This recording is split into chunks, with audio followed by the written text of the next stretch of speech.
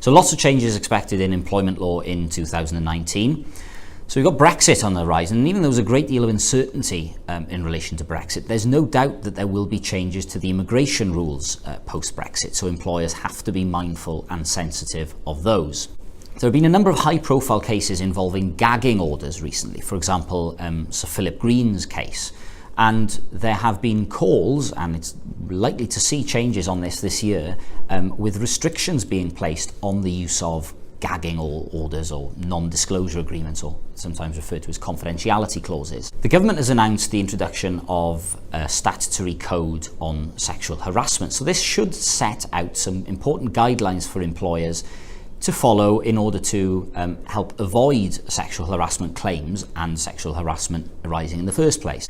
So from April this year, the rates of national living wage and national minimum wage will increase. The full rates are on the government website, but the national living wage, for example, will increase from £7.83 to £8.21.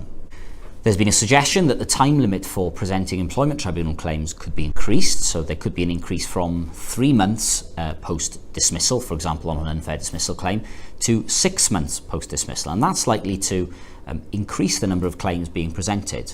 There's been a suggestion that the government could reintroduce employment tribunal fees. They were scrapped back in July 2017, and reintroducing them would no doubt have a dampening effect on the number of claims being brought.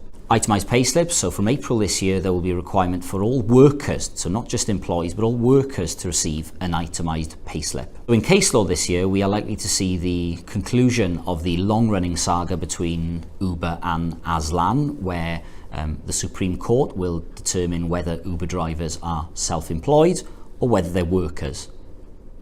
Thanks for listening. For more information, please visit our website.